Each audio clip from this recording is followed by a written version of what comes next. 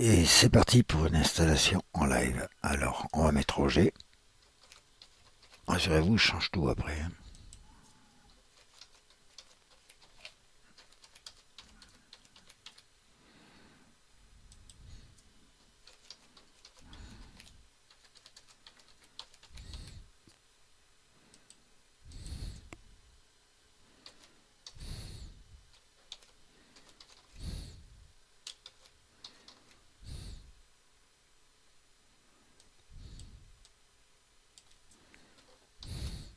Ah, une bonne adresse mail qui veut rien dire.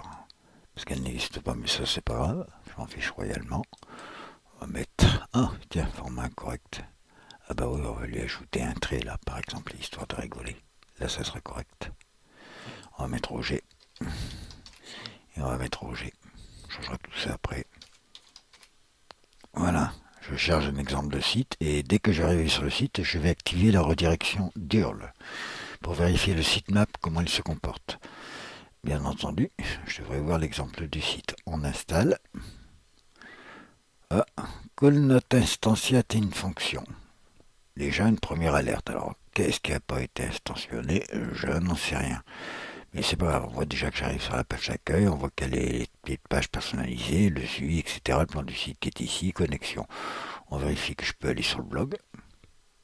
Voilà, je vais sur le blog, le site de redirection de suivi, le formulaire de contact, bien entendu, que je changerai après dans la configuration parce que j'ai mis n'importe quelle adresse mail.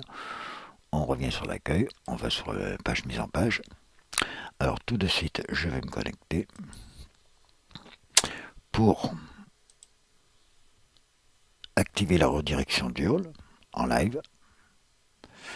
Donc voilà, en live, toc toc toc, Facebook, on peut l'enlever parce que je ne mets pas pour l'instant d'icône en bas. On voit bien que c'est la fameuse version bêta qui est ici là, en version 9. Je vais activer la réécriture d'URL, voilà qui est fait.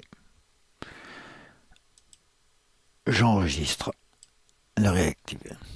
Voilà, modification enregistrée. Effectivement, on voit bien que mon petit point d'interrogation a disparu. On va le voir quand je vais cliquer sur accueil. Voilà, c'est une URL sans point d'interrogation, c'est nickel chrome. Maintenant, on clique là-dessus, plan du site. Superbe. On vérifie que le plan du site qui est ici, dans la redirection d'URL, voilà.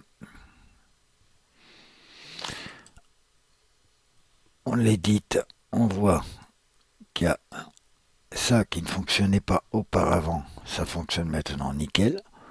On voit que l'option multiview fonctionne aussi nickel, alors que les deux associés ensemble ne fonctionnaient pas.